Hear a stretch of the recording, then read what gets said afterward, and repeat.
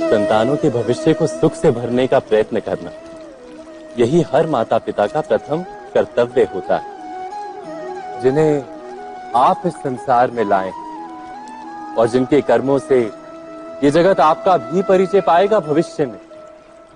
उनके भविष्य के सुख की योजना करने से अधिक महत्व और हो भी क्या सकता है। किंतु सुख और सुरक्षा, क्या ये मनुष्य के कर्मों से प्राप्त नहीं होते?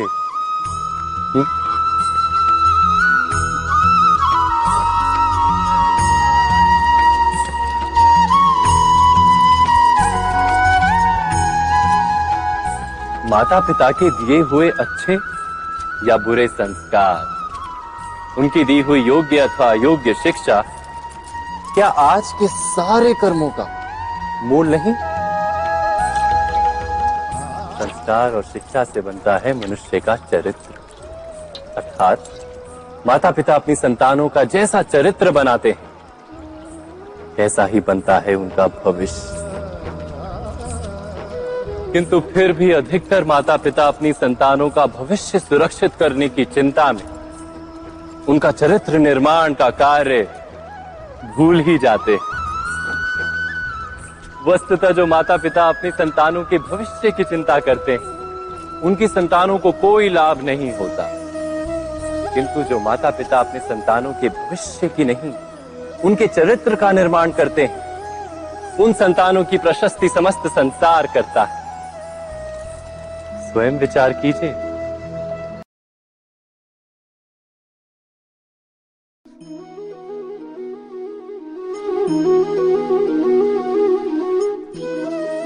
जीवन का हर क्षण निर्णय का क्षण होता है। प्रत्येक पद पर दूसरे पद के विषय में कोई निर्णय करना ही पड़ता है और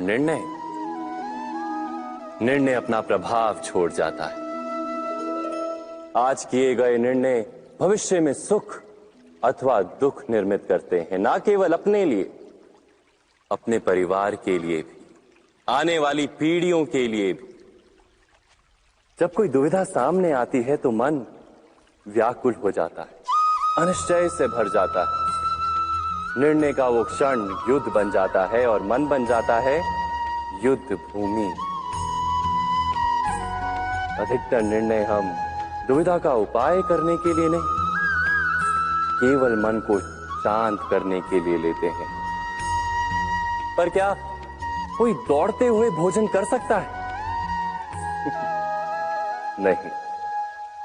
तो क्या युद्ध से जूझता हुआ मन कोई योग्य निर्णय ले पाएगा?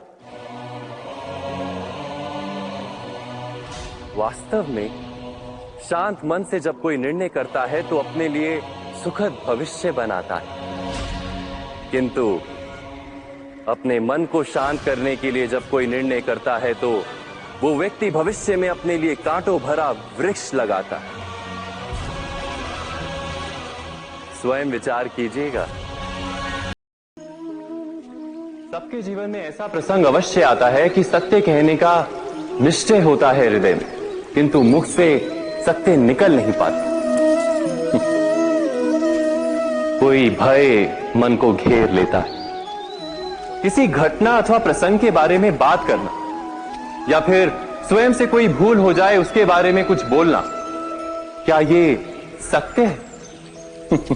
नहीं, ये तो केवल तथ्य है।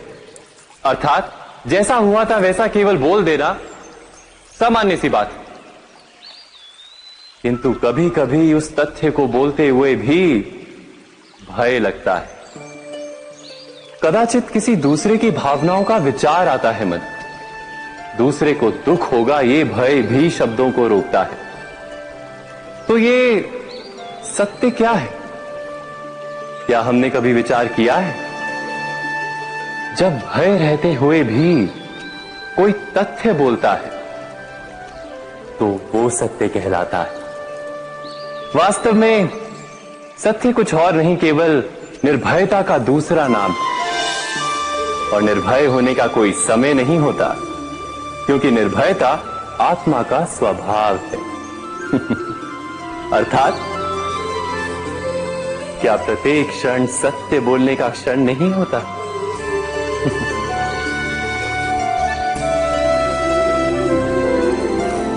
स्वयं विचार कीजिए।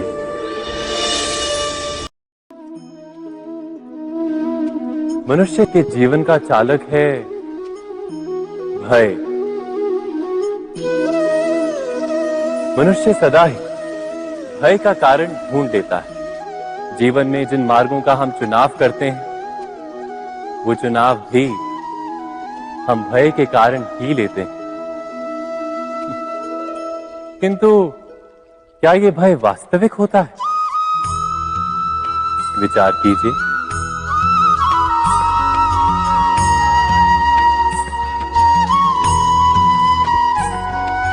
भय का अर्थ है आने वाले समय में विपत्ति की कल्पना। किंतु समय का स्वामी कौन? ना तो हम समय के स्वामी हैं, ना हमारे शत्रु या प्रतिस्पर्धी। समय तो ईश्वर के अधीन चलता है। तो क्या यदि कोई आपको हानि पहुंचाने के लिए केवल योजना बनाता है, वो वास्तव में आपको हानि पहुंचा सकता है? नहीं। किंतु भय से भरा हुआ हृदय हमें अधिक हानि पहुंचाता है। क्या ये सत्य नहीं?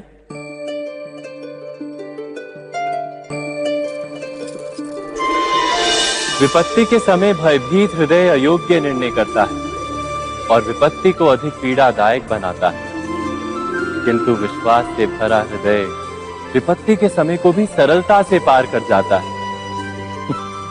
अर्थात जिस कारण से मनुष्य हृदय में भय को स्थान देता है, भय ठीक उससे विपरीत कार्य करता है। क्या ये सत्य नहीं? स्वयं विचार कीजिए।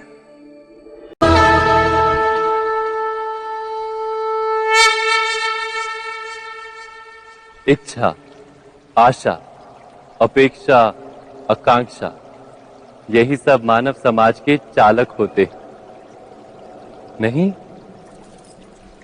यदि कोई आपसे पूछे कि आप कौन, तो आपका उत्तर क्या होगा? विचार कीजिए।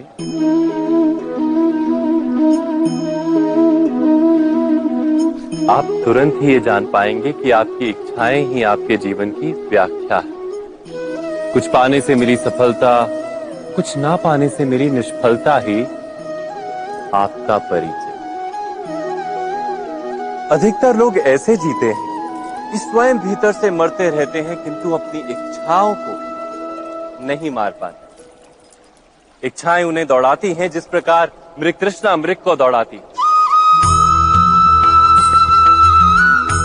परंतु इन्हीं इच्छाओं के गर्भ में ही ज्ञान का प्रकाश भी। कैसे? जब इच्छाएं अपूर्ण रहती और टूटती, तब वहीं से ज्ञान की किरण प्रवेश करती है मनुष्य के हृदय। ना, ये कथा नहीं है केवल इच्छाओं के संघर्ष की, नहीं है केवल महत्वाकांक्षाओं से जन्म लेने वाले भयावह रक्तपात।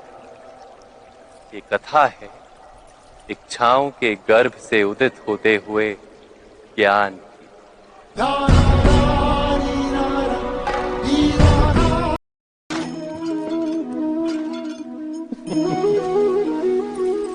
कभी कभी कोई घटना मनुष्य के जीवन की सारी योजनाओं को तोड़ देती और मनुष्य उस आघात को अपने जीवन का केंद्र मान लेता। पर क्या भविष्य मनुष्य की योजनाओं के आधार पर निर्मित होते हैं? नहीं। जिस प्रकार किसी ऊंचे पर्वत पर सर्वप्रथम चढ़ने वाला उस पर्वत की तलाई में बैठकर जो योजना बनाता है, क्या वही योजना उसे उस पर्वत की चोटी तक पहुंचाती है? नहीं। वास्तव में वो जैसे जैसे ऊपर चढ़ता है, वैसे वैसे उसे नई नई चुनौतियां, नई नई विडंबनाएं, नए नए अवरोध मिलते हैं। प्रत्येक पद पर वो अपने अगले पद का निर्णय करता है। प्रत्येक पद पर उसे अपनी योजनाओं को बदलना पड़ता है। कहीं पुरानी योजना उसे खाई में ना ढकेल दे। वो पर्वत को अपने योग्य नहीं बना पाता, केवल स्वयं को पर्वत के योग्य बना सकता है। क्या जीवन के साथ भी ऐसा ही नहीं? जब मनुष्य जीवन में किसी एक चुनौती को, एक अवरोध को अपने जीवन का केंद्र मान लेता है, अपने जीवन की गति को ही रोक देता है, तो वो अपने जीवन में सफल नहीं बन पाता और ना ही सुख और शांति प्राप्त कर पाता। अर्थात जीवन को अपने योग्य बनाने के बदले स्वयं अपने को जीवन के योग्य बनाना ही सफलता और सुख का एकमात्र मार्ग नहीं? स्वयं विचार कीजिए।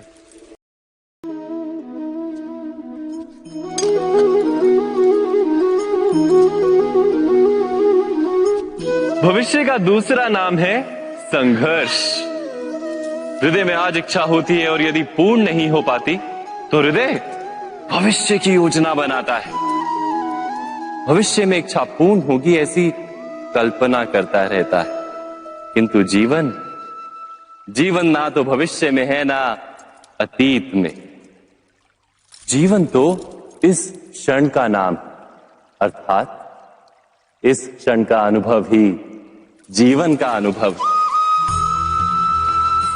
पर हम ये जानते हुए भी इतना सा सत्य समझ नहीं पाते। या तो हम बीते हुए समय के स्मरणों को घेर कर बैठे रहते, या फिर आने वाले समय के लिए हम योजनाएं बनाते रहते हैं और जीवन जीवन बीत जाता है। एक सत्य यदि हम हृदय में उतार लें कि ना हम भविष्य देख सकते हैं, ना ही भविष्य निर्मित कर सकते हैं, हम तो केवल धैर्य और साहस के साथ भविष्य को आलिंगन दे सकते हैं, स्वागत कर सकते हैं भविष्य का। तो क्या जीवन का हर पल जीवन से नहीं भर जाएगा? स्वयं विचार कीजिए। पूर्वजों की इच्छा, आशा, महत्वाकांक्षा, क्रोध, बैर, प्रतिशोध, यही सब आने वाली पीढ़ी की धरोहर बनते हैं। माता पिता अपनी संतानों को देना तो चाहते हैं समस्त विश्व का सुख, पर देते हैं अपनी पीड़ाओं की संपत्ति। देना चाहते हैं अमृत, पर साथ ही साथ विष का घड़ा भी भर देते हैं। आप विचार कीजिए, आपने अपनी संतानों को क्या दिया आज तक? अवश्य प्रेम, ज्ञान, संपत्ति आदि दिए, पर क्या साथ ही साथ उनके मन को मैल से भर देने वाले पूर्व ग्रह नहीं दिए? अच्छे बुरे की पूर्व निर्धारित व्याख्याएं नहीं दी? व्यक्ति का व्यक्ति के साथ, समाजों का समाजों के साथ, राष्ट्र का राष्ट्र के साथ संघर्ष क्या इन्हीं पूर्व ग्रहों से निर्मित नहीं होते? हत्या, मृत्यु, रक्तपात क्या इन्हीं पूर्व ग्रहों से नहीं जन्मते? अर्थात माता पिता अपनी संतानों को जन्म के साथ मृत्यु का दान भी देते हैं, प्रेम के प्रकाश के साथ साथ घृणा का अंधकार भी देते हैं, और अंधकार मन का, हृदय का हो या वास्तविक हो, उससे केवल भय प्राप्त होता है, केवल भय। स्वयं विचार कीजिए।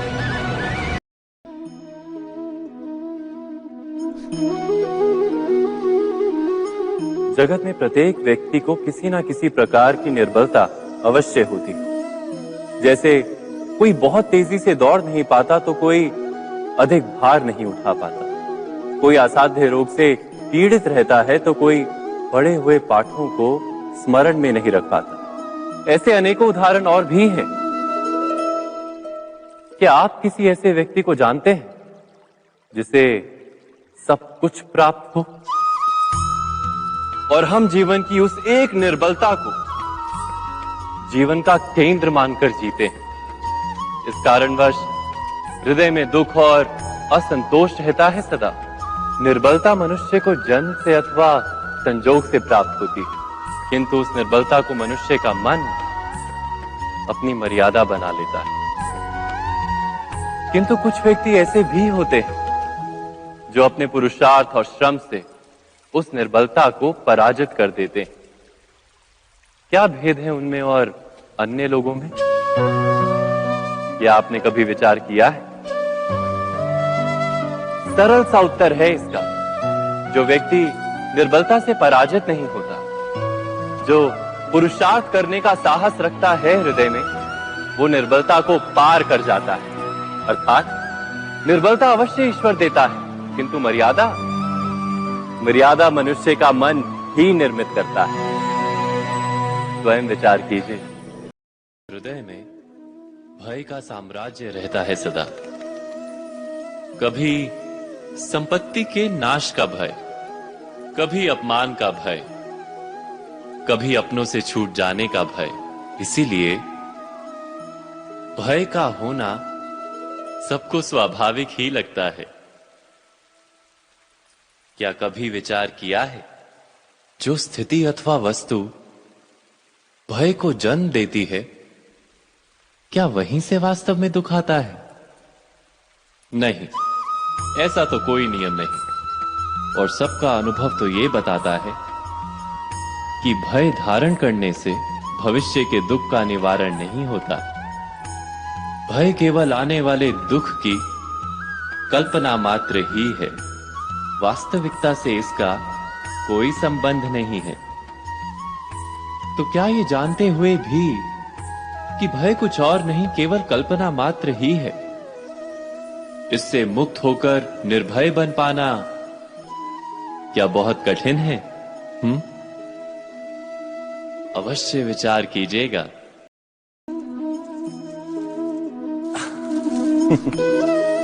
मनुष्य के सारे संबंधों का आधार है अपेक्षा। पति कैसा हो जो मेरा जीवन सुख और सुविधा से भर दे? पत्नी कैसी हो जो सदैव मेरे प्रति समर्पित रहे? संतान कैसी हो जो मेरी सेवा करे, मेरा आदेश माने?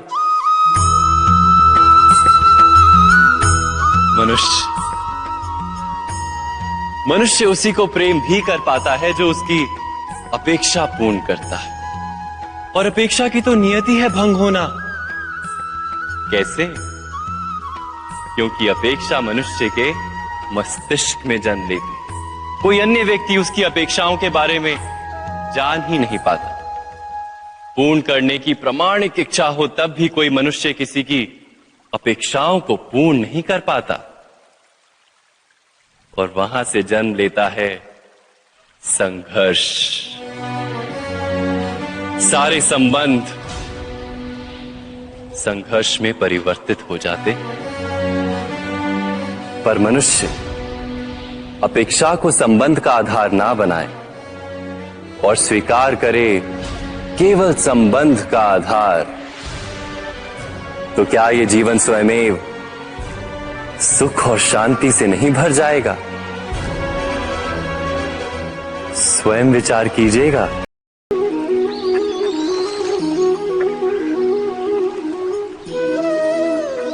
समय के आरंभ से ही मनुष्य को एक प्रश्न सदा पीड़ा देता है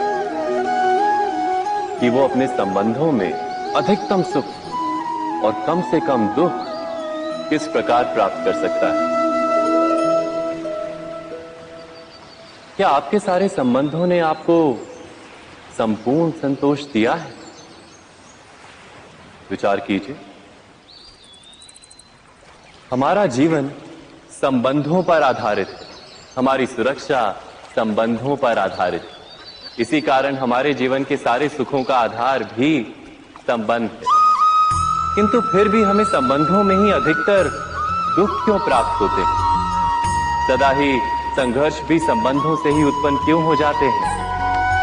कभी विचार किया है? जब कोई व्यक्ति किसी अन्य व्यक्ति के विचार अथवा कार्य को स्वीकार नहीं करता, उसमें परिवर्तन करने का प्रयत्न करता है, तो संघर्ष जन्म लेता है। अर्थात जितना अधिक अस्वीकार उतना ही अधिक संघर्ष।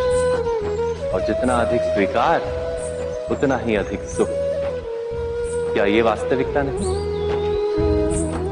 यदि मनुष्य स्वयं अपनी अपेक्षाओं पर अंकुश रखे, अपने विचारों को परखे, किसी अन्य व्यक्ति में परिवर्तन करने का प्रयत्न ना कर स्वयं अपने भीतर परिवर्तन करने का प्रयास करे, तो क्या संबंधों में संतोष प्राप्त करना इतना कठिन? अर्थात क्या स्वीकार ही संबंध का वास्तविक अर्थ नहीं? स्वयं विचार कीजिए।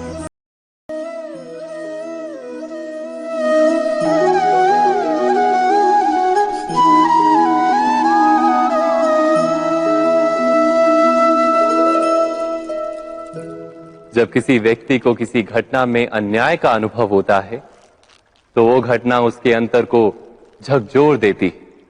समस्त जगत उसे अपना शत्रु प्रतीत होता है। अन्याय लगने वाली घटना जितनी बड़ी होती है, मनुष्य का हृदय भी उतना ही अधिक विरोध करता है। उस घटना के उत्तर में वो न्याय मांगता है और ये योग्य भी है। वास्तव में समाज में किसी भी प्रकार का अन्याय व्यक्ति की आस्था और विश्वास का नाश है।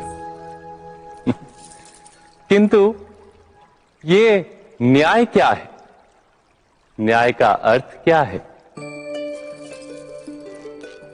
अन्याय करने वाले को अपने कार्य पर पश्चाताप हो और अन्याय भुगतने वाले के मन में फिर से विश्वास जगे समाज के प्रति। इतना ही अर्थ है ना न्याय का। किंतु जिसके हृदय में धर्म नहीं होता वो न्याय को छोड़कर बैर और प्रतिशोध को अपनाता है। हिंसा के बदले प्रतिहिंसा की भावना लेकर चलता है। स्वयं भोगे हुई पीड़ा से कहीं अधिक पीड़ा देने का प्रयत्न करता है और इस मार्ग पर चलते अन्याय को भुगतने वाला स्वयं अन्याय करने लगता है। शीघ्र ही वो अपराधी बन जाता है। अर्थात न्याय और प्रतिशोध के बीच बहुत कम अंतर होता है और इसी अंतर का नाम है धर्म। क्या ये सत्य नहीं? स्वयं विचार कीजिए। दो व्यक्ति जब निकट आते हैं तो एक दूसरे के लिए सीमाएं और मर्यादाएं निर्मित करने का प्रयत्न अवश्य करते हैं। हम यदि सारे संबंधों पर विचार करें तो देखेंगे कि इन सारे संबंधों का आधार यही सीमाएं हैं जो हम दूसरों के लिए निर्मित करते हैं। और यदि अनजाने में भी कोई अन्य व्यक्ति इन सीमाओं को तोड़ता है तो उसी क्षण हमारा हृदय क्रोध से भर जाता है। इन सीमाओं का वास्तविक रूप क्या है? क्या हमने कभी विचार किया? सीमाओं के द्वारा हम दूसरे व्यक्ति को निर्णय करने की अनुमति नहीं देते। अपना निर्णय उस व्यक्ति पर थोपते, अर्थात किसी की स्वतंत्रता का अस्वीकार करते हैं हम। और जब स्वतंत्रता का अस्वीकार किया जाता है तो उसका हृदय दुख से भर जाता है और जब वो सीमाओं को तोड़ता है तो हमारा हृदय क्रोध से भर जाता है। क्या ऐसा नहीं होता?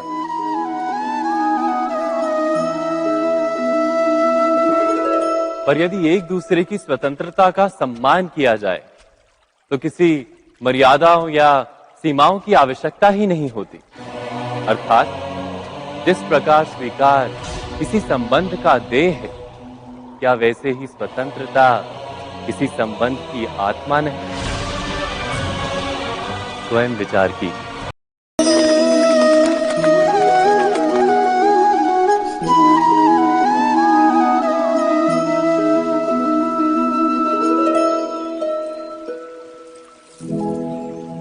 निर्णय के क्षण में हम सदा ही किसी अन्य के सुझाव, सूचना, मंत्रणा या परामर्श को आधार बनाते हैं और हमारे भविष्य का आधार हमारे आज लिए गए निर्णय के ऊपर होता है। तो क्या हमारा भविष्य किसी अन्य के परामर्श, किसी अन्य के सुझाव का फल है? क्या हमारा संपूर्ण जीवन किसी अन्य की बुद्धि का परिणाम? क्या हमने कभी विचार किया है? सबका अनुभव है कि भिन्न भिन्न लोग एक ही स्थिति में भिन्न भिन्न परामर्श देते हैं। मंदिर में खड़ा भक्त कहता है कि दान करना चाहिए, और चोर कहता है यदि अवसर मिले तो इस मूर्ति के श्रृंगार चुरा। धर्म से भरा हृदय धर्ममय सुझाव देता है, और अधर्म से भरा हृदय अधर्म का परामर्श देता है। धर्ममय सुझाव का स्वीकार ही मनुष्य को सुख की ओर ले जाता है, किंतु ऐसे परामर्श का स्वीकार करना तभी संभव होता है जब हृदय में धर्म हो। अर्थात किसी का सुझाव अथवा परामर्श स्वीकार करने से पूर्व स्वयं अपने हृदय में धर्म को स्थापित करना क्या आवश्यक नहीं? स्वयं विचार कीजिए।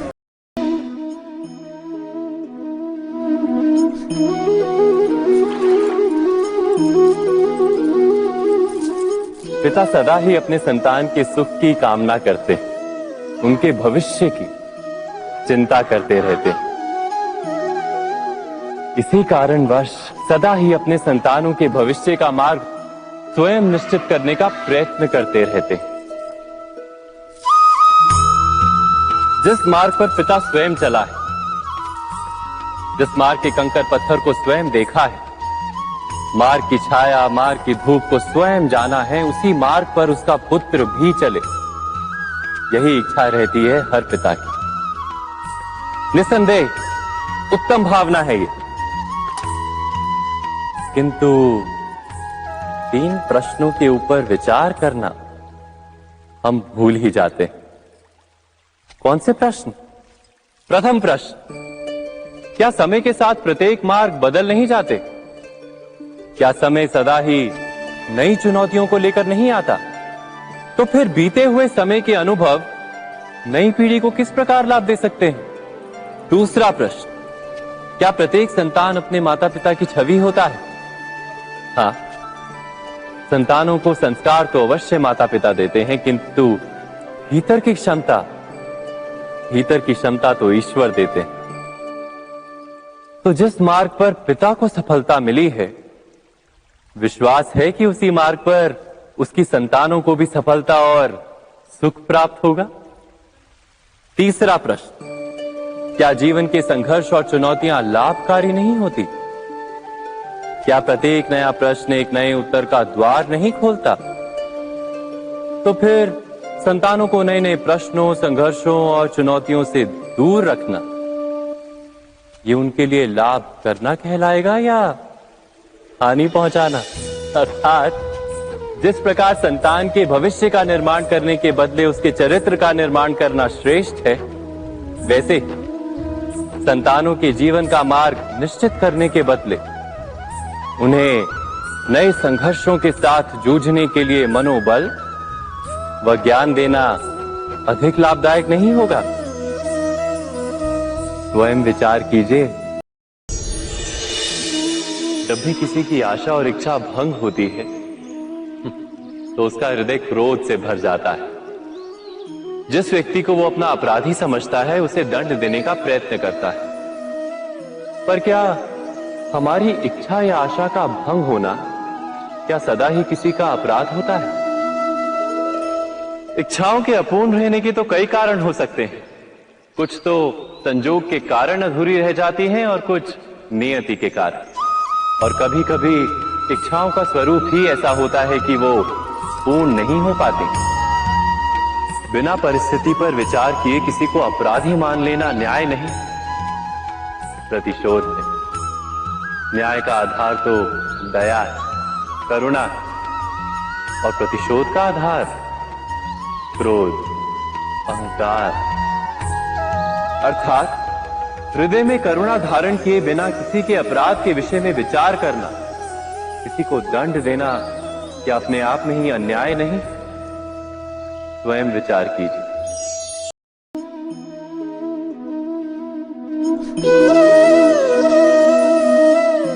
परंपरा में धर्म बसता है और परंपराएं ही धर्म को संभालने का कार्य करती हैं, ये सत्य है। पर क्या केवल परंपरा ही धर्म है? विचार कीजिए। सत्य तो यह है कि जिस प्रकार पाषाण में शिल्प होता है, उसी प्रकार परंपरा में धर्म होता है। इस पत्थर में शिल्प है, ये पत्थर शिल्प नहीं। शिल्प को उजागर करने के लिए उसे तोड़ना पड़ता है, अनावश्यक भागों को दूर करना पड़ता है। ठीक उसी प्रकार परंपराओं में धर्म ढूंढना पड़ता है। जिस प्रकार इंद्र पूजा की परंपरा को तोड़कर गोवर्धन पूजा का धर्म ना ढूंढा जाता, तो यादवों को उनकी मुक्ति का मार्ग नहीं मिल पाता।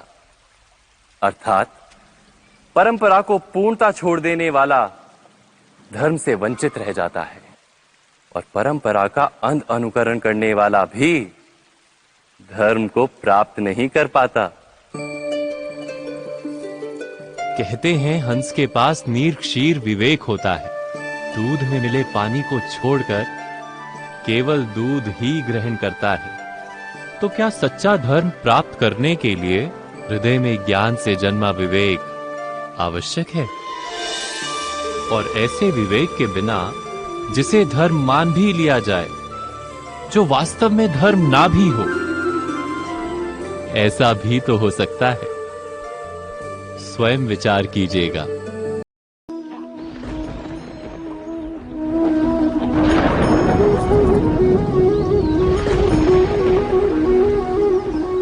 सपनों और पूर्वाभासों के आधार पर हम भविष्य के सुख दुख की कल्पना करते हैं। भविष्य के दुख का कारण दूर करने के लिए हम आज योजना बनाते हैं, किंतु कल के संकट को आज निर्मूल करने से हमें लाभ मिलता है या हानि पहुंचती है, ये प्रश्न हम कभी नहीं करते। सत्य तो यह है कि संकट और उसका निवारण साथ जनते हैं, व्यक्ति के लिए भी और सृष्टि के लिए भी। नहीं, आप अपने भूतकाल का स्मरण कीजिए, इतिहास को देखिए। आप तुरंत ही ये जान पाएंगे कि जब जब संकट आता है, तब तब उसका निवारण करने वाली शक्ति भी जन्म लेती है। यही तो जगत का चलन है। वस्तुतः संकट ही शक्ति के जन्म का कारण है। प्रत्येक व्यक्ति जब संकट से निकलता है तो एक पद आगे बढ़ा होता है, अधिक चमकता है, आत्मविश्वास से अधिक भरा होता है, न केवल अपने लिए अपितु विश्व के लिए भी।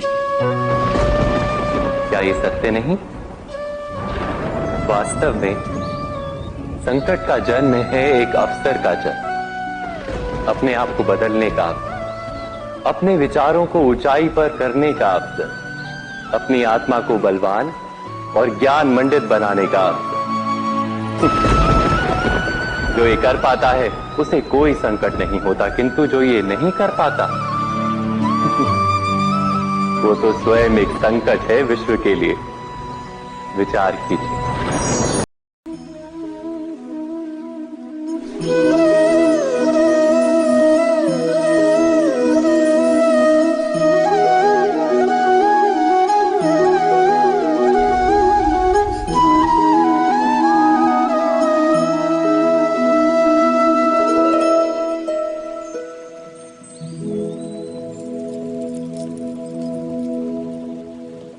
भविष्य के आधार पर सब आज का निर्णय लेना चाहते हैं। भविष्य में सुख मिले, भविष्य सुरक्षित हो, ऐसे निर्णय आज लेने का प्रयत्न रहता है सबका। आप अपने जीवन को देखिए, क्या आपके अधिकतर निर्णय के पीछे भविष्य का विचार नहीं होता? और हो भी क्यों ना। अपने जीवन को सरल और सुखमय बनाने का प्रयत्न करने का अधिकार सबका है। पर भविष्य तो कोई नहीं जानता, केवल कल्पना ही की जा सकती है। तो जीवन के सारे महत्वपूर्ण निर्णय कल्पनाओं के आधार पर ही करते हैं हम। क्या निर्णय करने का कोई तीसरा मार्ग हो सकता है? विचार कीजिए। सारे सुखों का आधार धर्म है, और वो धर्म मनुष्य के हृदय में बसता है। तो प्रत्येक निर्णय से पूर्व स्वयं अपने हृदय से ये प्रश्न अवश्य पूछ लेना कि ये निर्णय स्वार्थ से जन्मा है या धर्म से। क्या इतना पर्याप्त नहीं? भविष्य के बदले धर्म का विचार करने से क्या भविष्य अधिक सुखपूर्ण नहीं होगा? स्वयं विचार कीजिए। व्यक्ति को जब उसके अपराध का दंड मिलता है, तब कभी कभी उस न्याय को देखकर मन कचोटता है। प्रश्न उठता है हृदय में कि जब वो अपराध हुआ था, तब व्यक्ति भिन्न था। उसके पश्चात उसने इतने पश्चाताप किए, स्वयं में इतना परिवर्तन किया, फिर उसे दंड क्यों मिले? पर जहां आघात होता है, वहां प्रत्याघात भी होता है। जैसा कर्म वैसा फल। यदि किसी को प्रेम दोगे तो सुख प्राप्त होगा, यदि किसी की हत्या करोगे तो मृत्यु दंड मिलेगा। जैसा कार्य वैसा ही न्याय। तो फिर प्रायश्चित और पश्चाताप का कोई मूल्य नहीं है? अवश्य है मूल्य। प्रायश्चित और पश्चाताप मनुष्य की आत्मा को बलवान करता है। आने वाले दंड को स्वीकार करने के लिए मनुष्य को तैयार करता है। अर्थात बिना प्रायश्चित के दंड स्वीकार करने का कोई मूल्य है? स्वयं विचार कीजिए।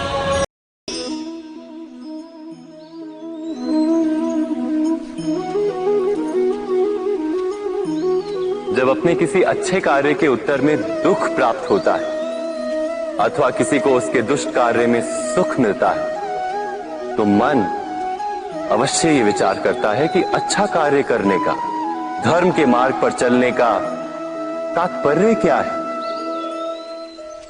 पर दुष्ट आत्मा को क्या प्राप्त होता है, ये भी देखिए। दुष्टता करने वाला हृदय सदा चंचल रहता है, अकुलाता रहता है। मन में सदा नए नए संघर्ष उत्पन्न होते हैं। अविश्वास उसे जीवन भर दौड़ाता है। क्या ये सुख? जबकि धर्म पे चलने वाला, अच्छा कार्य करने वाले, सत चरित्र व्यक्ति का हृदय शांत रहता है। परिस्थितियां उसके जीवन के सुख में बाधा नहीं बनती। समाज में सम्मान और मन में संतोष रहता है सदा। अर्थात अच्छा बर्ताव भविष्य में किसी सुख का मार्ग नहीं। अच्छा बर्ताव स्वयं सुख, अथवा बुरा बर्ताव भविष्य में किसी दुख का मार्ग नहीं। अधर्म उसी क्षण दुख उत्पन्न करता है। धर्म से सुख नहीं, धर्म स्वयं सुख।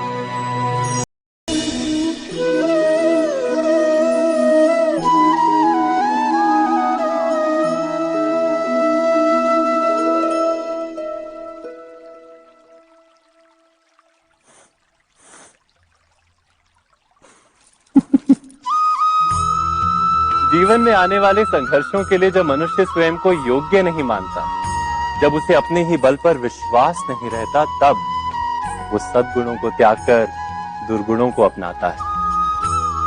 वस्तुतः मनुष्य के जीवन में दुर्जनता जन्म ही तब लेती है जब उसके अंतर में आत्मविश्वास नहीं होता।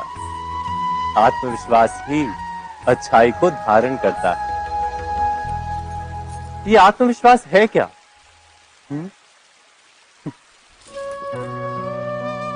जब मनुष्य ये मानता है कि जीवन का संघर्ष उसे दुर्बल बनाता है, तो उसे अपने ऊपर विश्वास नहीं रहता।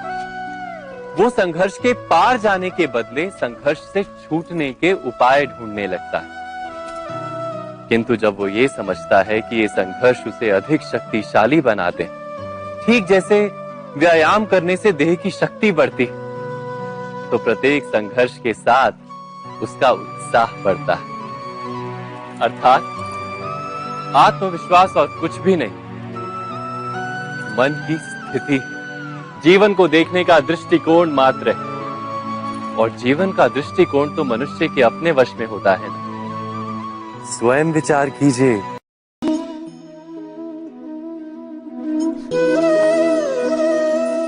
सत्ता की लालसा सबके हृदय को घेरे रहती है। प्रत्येक व्यक्ति अपना एक राष्ट्र निर्मित करने का प्रयत्न अवश्य करता है। फिर वो राष्ट्र कुरु राष्ट्र की भांति बहुत बड़ा हो या फिर अपने परिवार तक सीमित हो, वो सत्ता प्राप्त करने का प्रयास अवश्य करता है। किंतु सत्ता का वास्तविक रूप क्या है? क्या हमने कभी विचार किया है? एक मनुष्य जितने अधिक लोगों के जीवन को प्रभावित कर सके, जितने अधिक लोगों के जीवन की स्वतंत्रता पर अंकुश रख सके, उतनी ही अधिक सत्ता का अनुभव करता है वो। सत्ता का वास्तविक रूप ही है अन्य के जीवन पर स्वयं का प्रभाव।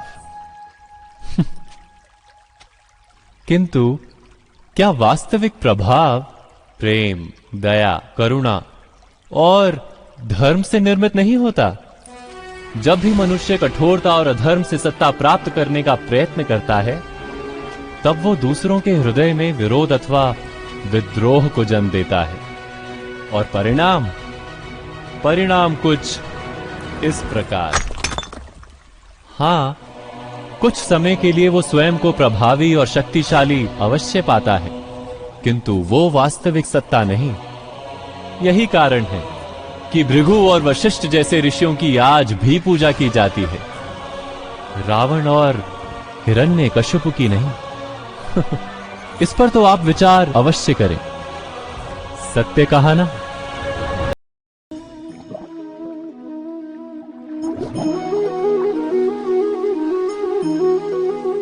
इस संसार में आने वाला प्रत्येक बालक संपूर्णतः संस्कार रहित होता है। उसके अंतर पर ना किसी अच्छे संस्कार के चिन्ह अंकित होते हैं, ना ही बुरे संस्कार के। अर्थात जन्म से बालक में ना कोई गुण होता है और ना ही कोई दोष। तो ये दोष अथवा गुण किस प्रकार प्राप्त होते हैं? क्या हमने कभी विचार किया है? जो बात माता पिता के मुख से निरंतर सुनी जाती है, वही बात उनकी संतानों के हृदय का संस्कार बनती है। जैसे किसी गांव में नदी तट तक एक पगडंडी बन जाती है केवल उस मार्ग पर बार बार चलने के कारण। अर्थात माता पिता के हृदय की इच्छाएं उनकी संतानों के हृदय का दोष अथवा गुण बनकर जन्म लेती हैं। क्या ये सत्य नहीं? पर फिर भी जब उनकी संतानों में कोई दोष दिखाई देता है, तो माता पिता आश्चर्य और दुख से भर जाते। माता पिता का हृदय ये प्रश्न करता है कि उनकी संतानों में ये कुसंस्कार आए कहां से? सत्य तो यही है कि माता पिता अपनी संतानों को अनजाने में ही कुसंस्कार के बीज दे देते हैं, जो उनके संतानों की हृदय भूमि पर कुसंस्कार का वृक्ष बनकर उगता है। अर्थात अपनी संतानों को सुसंस्कारी और धर्ममय बनाने की आशा रखने वाले प्रत्येक माता पिता को प्रथम अपने हृदय की इच्छाओं पर अंकुश रखना क्या अनिवार्य नहीं?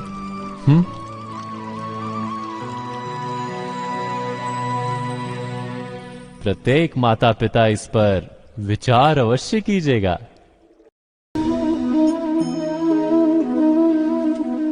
मनुष्य का स्वभाव है कि वो स्वयं को, अपने परिवार को, अपनी संतानों को अधिकतम सुख प्राप्त हो ऐसी इच्छा रखता है। इसी कारण से हम सदा श्रम और कष्ट से अंतर रखते हैं, विश्राम और सुविधाओं को बढ़ाने का प्रयास करते हैं। स्वयं अपने जीवन का विचार कीजिए। क्या ये सत्य नहीं कि हम अपनी संतानों के लिए सदा ही विश्राम और सुविधा का आयोजन करते हैं? पर क्या कभी सोचा है केवल विश्राम से क्या लाभ प्राप्त होता है? केवल सुख और सुविधा जिन्हें प्राप्त हो, उनका जीवन कैसा होता है? शरीर जब श्रम करता है तो अधिक स्वस्थ बनता है। बुद्धि भी जब कठिन चुनौतियों का सामना करती है तो अधिक तेजस्वी बनती है। ये हम सबका अनुभव है, पर हम शायद ये भूल जाते हैं कि मन और आत्मा को जब कठिनाइयां प्राप्त होती हैं, तब वे भी अधिक बलवान होती हैं। अर्थात जब भी हम अपनी संतानों को श्रम और दुख से दूर रखने का प्रयास करते हैं, क्या वास्तव में उनके सुख का मार्ग बंद नहीं कर देते? स्वयं विचार कीजिए।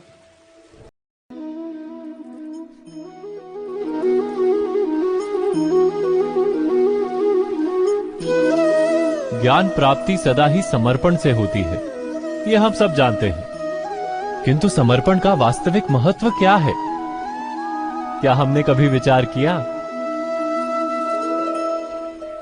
मनुष्य का मन सदा ही ज्ञान प्राप्ति में विभिन्न बाधाओं को उत्पन्न करता है। कभी किसी अन्य विद्यार्थी से ईर्ष्या हो जाती है, कभी पढ़ाए हुए पाठों पर संदेह जन्मता है और कभी गुरु द्वारा दिया गया दंड मन को अहंकार से भर देता है। नहीं, क्या ऐसा नहीं होता?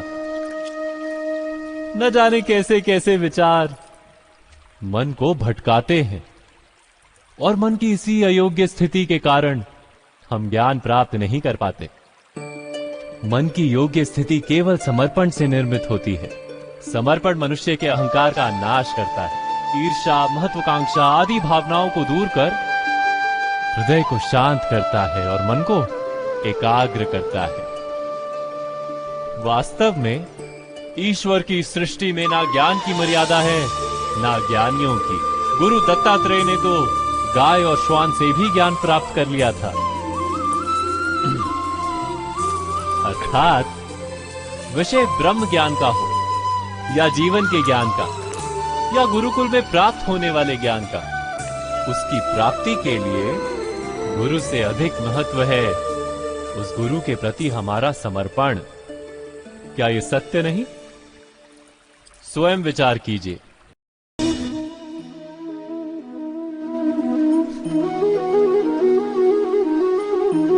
एक ही गुरु के पास शिक्षा प्राप्त करने वाले सारे शिष्य एक समान विद्या प्राप्त नहीं कर पाते। सारे शिष्य गुरु की बातें सुनते हुए अवश्य दिखाई देते हैं, उनकी पूजा करते हुए दिखाई देते हैं, किंतु एक समान विद्या प्राप्त नहीं कर पाते। क्या कभी विचार किया है ऐसा क्यों होता है? सत्य तो यह है कि विद्या प्राप्त ना कर पाने वाले शिष्य समर्पण का दिखावा तो करते हैं, किंतु समर्पण का वास्तविक अर्थ नहीं समझ पाते। गुरु के चरणों में फूल चढ़ाने से अथवा गुरु का आदेश मानने मात्र से क्या समर्पण सिद्ध होता है? नहीं। समर्पण का वास्तविक अर्थ है जब गुरु के प्रति मन में कोई संदेह ना रहे। गुरु के मुख से आदेश निकले उससे पूर्व शिष्य उस कार्य को पूरा कर दे। गुरु के विचारों के साथ शिष्य के विचार एक हो जाए। शिष्य जब तक अपने गुरु में ब्रह्मा, विष्णु, महेश इनके रूप ना देख ले, तब तक उसका समर्पण सत्य नहीं। वास्तव में समर्पण किसी कार्य का नाम नहीं। समर्पण तो हृदय की भावना और मन की स्थिति का नाम है। अर्थात हमारे अज्ञान में क्या दोष केवल हमारे मन का नहीं? स्वयं विचार कीजिए।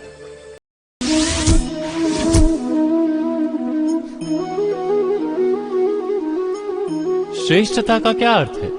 श्रेष्ठता का अर्थ है दूसरों से अधिक ज्ञान प्राप्त करना। अर्थात मूल्य इस बात का नहीं कि स्वयं कितना ज्ञान प्राप्त किया, मूल्य इस बात का है कि प्राप्त किया हुआ ज्ञान अन्य लोगों से कितना अधिक है। अर्थात श्रेष्ठता की इच्छा ज्ञान प्राप्ति को भी एक स्पर्धा बना देती है, और स्पर्धा में विजय अंतिम कब होती है?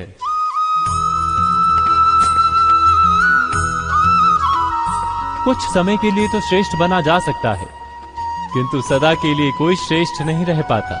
फिर वही असंतोष, पीड़ा और संघर्ष जन्म लेता है। किंतु श्रेष्ठ बनने के बदले यदि उत्तम बनने का प्रयत्न करें तो क्या होगा? उत्तम का अर्थ है कि जितना प्राप्त करने योग्य है वो सब प्राप्त करना, किसी से अधिक पाने की इच्छा से नहीं, मात्र आत्मा की तृप्ति हेतु कुछ प्राप्त करना।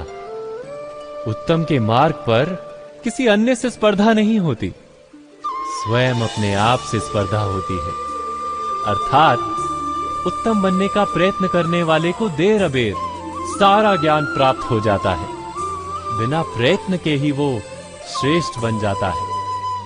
किंतु जो श्रेष्ठ बनने का प्रयत्न करता है वो श्रेष्ठ बने या ना बने, उत्तम कभी नहीं बन पाता।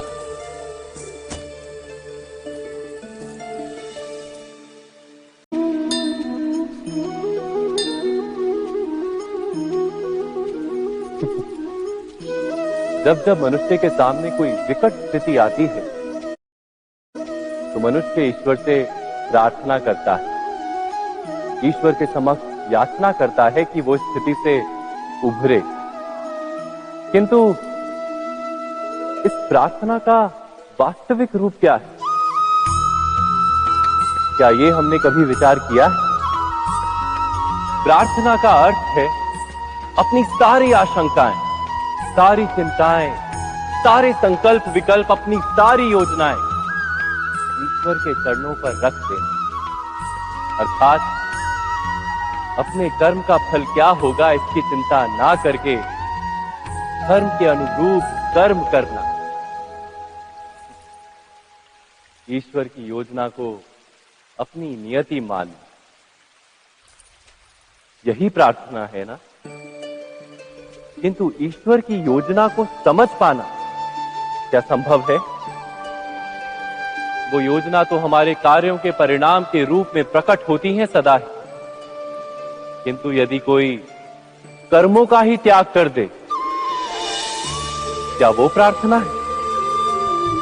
वास्तव में कर्म ही जीवन और फल के प्रति मोह ना रखना ही सच्ची प्रार्थना। जो प्रार्थना कर्म में बाधा बन जाए, मनुष्य को कार्य ही ना करने दे, वो प्रार्थना है या पराजय? स्वयं विचार कीजिए। मनुष्य का हृदय सुख की आशाओं से, सत्ता और संपत्ति की इच्छाओं से घिरा रहता है सदा।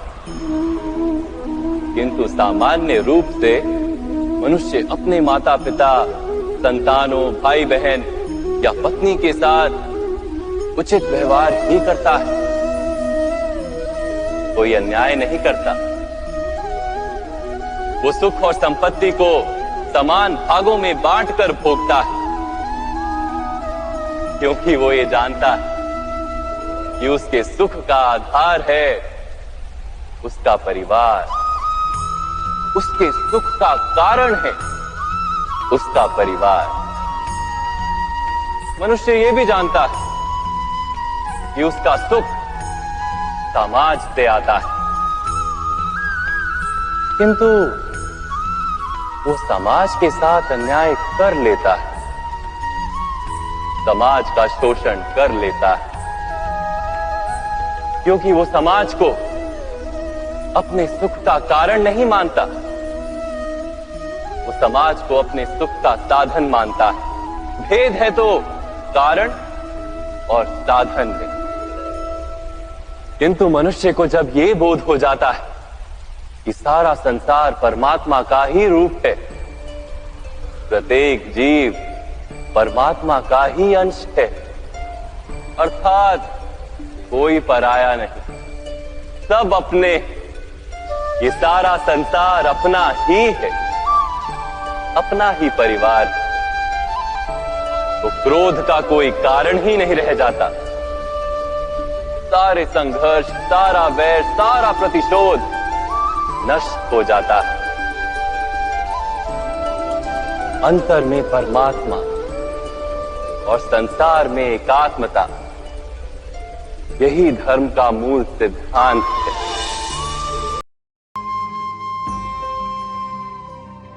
प्रत्येक मनुष्य के जीवन में ऐसा क्षण अवश्य आता है जब सारे स्वप्न, सारी आशाएं, सारे दृश्य ध्वस्त हो जाते हैं। जीवन के सारे आयोजन ही बिखर जाते हैं। एक और धर्म होता है और दूसरी ओर सुख। इसी को धर्म संकट कहते हैं। जब धर्म का वहन ही संकट हो और धर्म का त्याग ही सुख हो। विचार कीजिए, कभी किसी स्वजन के विरुद्ध सत्य बोलने का अवसर प्राप्त हो जाता है, कभी ठीक दरिद्रता के समय सरलता से चोरी करने का मार्ग प्राप्त हो जाता है, कभी किसी शक्तिशाली राजनेता या राजा के कर्मचारी का अधर्म प्रकट हो जाता है। सबके जीवन में ऐसी घटना बनती ही रहती है। अधिकतर लोग ऐसे किसी क्षण को धर्म संकट के रूप में जान ही नहीं पाते। हमें किसी प्रकार के संघर्ष का अनुभव ही नहीं होता। सहजता से सुख की ओर खींचे चले जाते हैं, जैसे मक्खी गुड़ की ओर खींची चली जाती। वास्तव में धर्म संकट का क्षण ईश्वर के निकट जाने का क्षण होता है। यदि हम संघर्षों से भयभीत ना हो, सुख की ओर आकर्षित ना हो, अपने धर्म पर दृढ़ रहे, तो ईश्वर का साक्षात्कार दूर नहीं।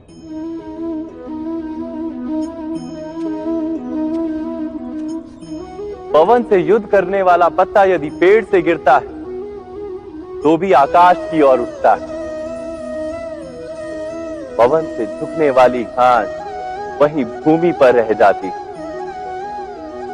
अर्थात धर्म संकट से यदि हम संकट को ही टाल दें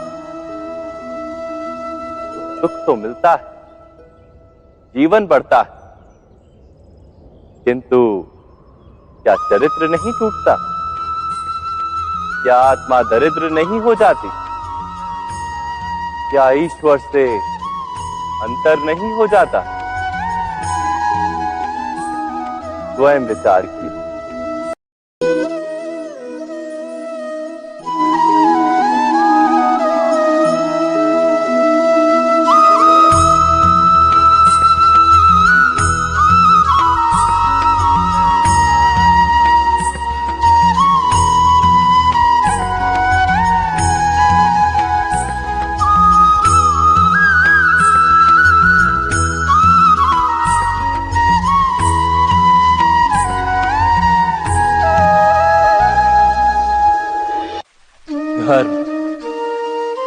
धर्म के विषय में सब विचार करते हैं। कोई अपने ही धर्म के विषय में, कोई अन्य के धर्म के बारे में। किसी के अधर्म को लेकर चर्चाएं होती ही रहती। कोई भी ऐसा नहीं है जो धर्म के विषय पर विचार ना करता। किंतु वास्तव में धर्म है क्या? क्या कोई ये समझ पाया है? धर्म मनुष्य को दूसरे मनुष्य के साथ, समस्त सृष्टि के साथ सुख से जीने का ज्ञान देता है। यही कारण है कि किसी धर्म के स्थान पर मनुष्य को सदा ही शांति प्राप्त होती। क्या यह आपका अनुभव नहीं? अर्थात धर्म मनुष्य के सारे संघर्षों का नाश करता है। पर यह किस प्रकार संभव है कि किसी मनुष्य को किसी अन्य के साथ कोई संघर्ष ना हो? विचार करिए। जहां प्रेम होता है क्या वहां संघर्ष भी होता है? आप कहेंगे हां, अवश्य होता है। किंतु आप थोड़ा और विचार करेंगे तो ये जान जाएंगे कि जिस समय संघर्ष होता है उस समय प्रेम का विस्मरण हो जाता है और फिर इच्छाएं जागती, अहंकार जागता है, क्रोध जागता है, पर प्रेम ना, प्रेम नहीं जागता।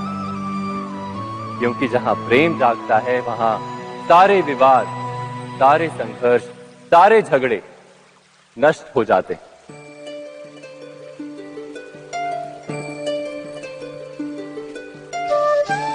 यदि ऐसा ही प्रेम सारे विश्व के लिए जागे तो केवल मनुष्य नहीं, पशु पक्षी के लिए, घास के तिनके के लिए भी यदि हृदय में प्रेम हो तो क्या कोई क्रोध का कारण रह जाता है? नहीं ना। एक व्यक्ति के हृदय में दूसरे व्यक्ति के लिए जो प्रेम का भाव होता है, वही प्रेम भाव समस्त सृष्टि के लिए हो तो उसे करुणा कहा जाता है। करुणा अर्थात सारे विश्व का स्वीकार, सबके लिए केवल प्रेम और कुछ नहीं, कहीं किसी के लिए कोई विरोध नहीं। करुणा ही वास्तव में सारे धर्मों का सार है। धर्म यदि वृक्ष है तो करुणा ही उसका मूल, उसकी जड़।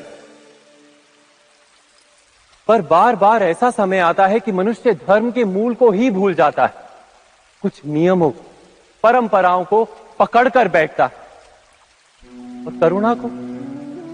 करुणा को भुला ही देता है। और ये जगत भर जाता है संघर्षों से, ईर्ष्याओं से, शोषण से, क्रोध से, बैर से, अर्थात अधर्म से। और तब परमात्मा को अवतार धारण करना पड़ता है मनुष्य को वास्तविक ज्ञान देने के लिए।